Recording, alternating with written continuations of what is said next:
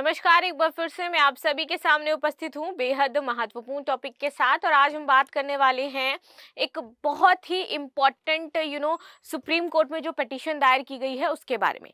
यहाँ पर बोला गया है एक मुस्लिम महिला के द्वारा कि वो शरिया जो लॉ है उसको नहीं मानती है, बशर्ते वो जो मुस्लिम धर्म है उसमें उन्होंने जन्म लिया है, लेकिन उनको लगता है जो शरिया लॉ है वो सही नहीं है।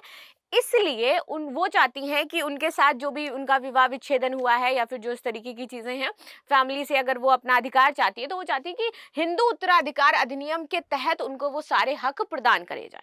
ठीक है, तो अब जितना भी जो मुस्लिम समाज है या जो मुस्लिम समुदाय है इस चीज़ का विरोध कर रहा है कि ऐसा नहीं होना चाहिए। सुप्रीम कोर्ट ने यहाँ पर केंद्र से कहा है कि इसको लेकर के जल्द से जल्द कोई फैसला लिया जाए, लेकिन इसका एकमात्र जो सोल्यूशन आपको देखने को मिलेगा ना वो है आपका यूसीसी। अगर यूसीसी पूरे देश में लागू हो जाता है, जैसे अभी उत्तराखंड में लागू हुआ, फर्स्ट स्टेट बना, इससे पहले गोवा में आपका लागू हुआ था जब इंडिया स्वतंत्र नहीं हुआ था।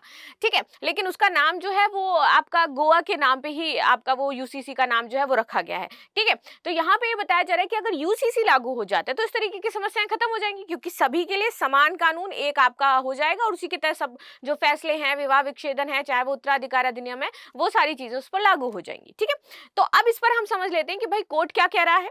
केंद्र से उसने जवाब क्या मांगा है कि इसको कैसे कंसीडर किया जाए, जब खुद कोई मुस्लिम महिला ये कह रही है कि वो शरिया लॉ नहीं मानती है, वो हिंदुस्तान में पैदा हुई है, वो ये चाहती है कि जो भारतीय कानून है उसके तहत उसको न्याय दिलाया जाए। तो इस स्थिति में हम क्या कर सकते हैं और आपकी क्या राय है जरूर बताइएगा। सो वीडियो शुरू कर लेते हैं। मेरा नाम है प्राची मिश्रा और संस्कृति आईएएस के इस प्लेटफॉर्म पर आप सभी का बहुत बहुत स्वागत है।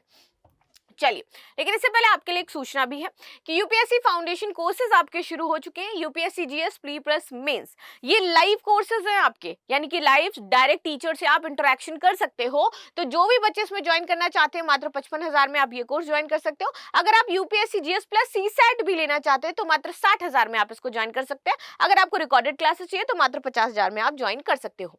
ठीक है, इसके तहत ये सारी सुविधाएं कोर्स में आपको दे दी जाएंगी। जैसे क्लासरूम प्रोग्राम है, सेम ये प्रोग्राम आपका होने वाला है। फर्दर इन्फॉर्मेशन के लिए आप 9555124124 हमारा कॉन्टैक्ट नंबर है, उस पर आप जो जानकारी है वो ले सकते हो। आगे आते हैं, शरिया कानून के खिलाफ सुप्रीम कोर्ट पहुंची मुस्लिम महिला। तो उसने क्या बोला, जैसे मैंने शुरुआत में बताया कि वो शरिया लॉ नहीं मानती है, उत्तराधिकार कानून लागू करने की मांग करी है। सुप्रीम कोर्ट ने इसको लेकर के केंद्र को सीधे तलब कर दिया है कि भैया देखो, ये जो व्यवस्था है ये तो आप बताओगे, या तो इसके लिए आप संसद में कोई विधेयक पारित करवाइए, काम करिए, क्योंकि इसको लेकर के मेरे पास अब पिटीशंस ज्यादा आने लगी हैं। ठीक, चलिए, तो शरिया कानून के खिलाफ एक मुस्लिम महिला ने सुप्रीम कोर्ट का दरवाजा खटखटाया है। महिला ने याचिका में खुद पर शरीयत की बजाय भारतीय उत्तराधिकार कानून जो होता है, इंडियन लॉ के अकॉर्डिंग वो बात कर रही है, इंडिया में वो निवास करती है, तो उसका कहना है जो भारतीय उत्तराधिकार कानून है उसको आप लागू करो मेरे ऊपर और उसके तहत मुझे न्याय चाहिए, मुझे शरिया लॉ के अकॉर्डिंग न्याय नहीं चाहिए। अब शीर्ष न्यायालय ने इसको लेकर के केंद्र को अपना पक्ष रखने का टाइम दिया है कि आप जल्द से जल्द अपने इसमें पक्ष रखिए।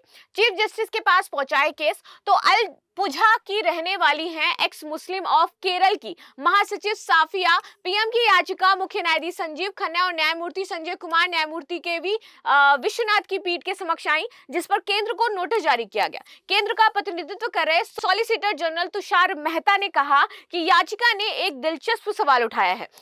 उन्होंने कहा है कि याचिकाकर्ता महिला जन्मजात मुस्लिम हैं और उनका कहना है कि वो शरीयत में विश्वास नहीं रखती हैं और उसे लगता है कि ये एक पिछड़ा कानून है जो मुस्लिम समाज में अभी तक बना हुआ है और मुस्लिम समाज को अब इससे बाहर निकलना चाहिए, न्यू जो लॉ है उसके तहत आना चाहिए। तो आप सभी जो मुस्लिम समुदाय से यदि मुझे कोई अभी देख रहा हो तो आप अवश्य बताइएगा कि ये जो स्टेटमेंट यहाँ पर बताया गया है कि ये पिछड़ा कानून है और इसमें कुछ बदलाव किए जाने चाहिए या सुधार होने चाहिए, इसमें आप सभी कितनी अपनी सहमति रखते हो या आपकी क्या राय हो जाती है वो अवश्य बताइएगा कि वाकई इसमें कुछ चेंजमेंट की आवश्यकता है या फिर ये जैसे हैं वैसे ही इनको रहने देना चाहिए। ठीक है, आगे आते हैं। सुप्रीम कोर्ट ने केंद्र से यहाँ पर जवाब मांगा है, क्योंकि यहाँ पर मामला किसका हो जाता है, मामला यहाँ पर धर्म का हो जाता है, मामला यहाँ पर आस्था का हो जाता है और इसी वजह से यहाँ पर सुप्रीम कोर्ट ने केंद्र को तलब किया है। इस पर कोर्ट के सॉलिसिटर जनरल तुषार मेहता ने जवाबी हलफनामा दाखिल करने को कहा है। मेहता ने निर्देश लेने और जवाबी हलफनामा दर्ज करने के लिए 3 सप्ताह का समय मांगा है और इसकी जो अगली सुनवाई है वो आपकी 5 मई से शुरू होने वाली है, जहां पर ये सारी चीजें फर्दर आगे डिस्कस करी जाएंगी कि जो हिंदू उत्तराधिकार अधिनियम है वो लागू होता है या फिर नहीं लागू होगा। ठीक है, महिला ने क्या मांग रखी है, तो पिछले साल 29 अप्रैल को सर्वोच्च न्यायालय ने याचिका पर केंद्र और केरल सरकार से जवाब मांगा था। याचिकाकर्ता का कहना है कि उसने आधिकारिक तौर पर इस्लाम धर्म अभी तक नहीं छोड़ा है, लेकिन वो नास्तिक है, वो मानती ही नहीं, ना ही वो मुस्लिम धर्म मानती, ना ही हिंदू मानती, वो पूरी तरीके से नास्तिक है। ठीक है। और अनुच्छेद 25 के तहत धर्म के अपने मौलिक अधिकार को लागू करना चाहती है, और उसका कहना है कि मेरे पास क्या है, फंडामेंटल राइट है।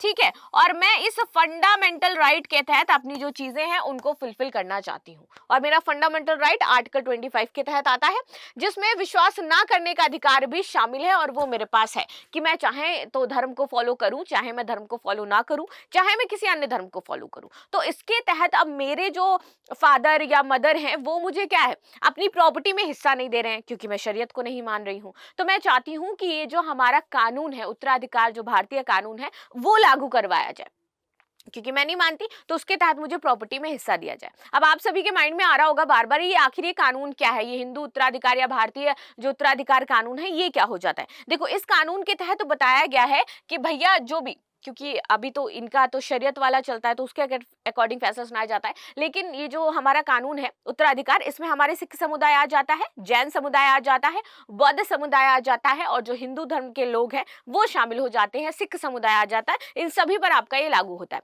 इसके तहत अगर विवाह विच्छेदन हो रहा है, ठीक है, विवाह में कोई दिक्कत आ रही है, या फिर आप देखोगे कि उत्तराधिकारी से संबंधित जो आपका गुजारा भत्ता हो जाता है, उसका कोई मामला चल रहा है, उसके तहत यहाँ पर एलिमिनी देनी है, या फिर पैसा देना है, या फिर प्रॉपर्टी से रिलेटेड कोई मुद्दा चल रहा है, वो सारी चीजें इसमें डिस्कस करी जाएंगी। और इस हमारे उत्तराधिकार कानून में ये बताया गया है कि भैया माता पिता जो हैं, अगर मान लीजिए कोई दंपति है, वो अपने माता पिता की सेवा नहीं कर रहा है, उनको पैसा गुजारा भत्ता नहीं दे रहा है, तो भी उसको देना पड़ेगा, वरना कोर्ट में वो जवाबदेह है।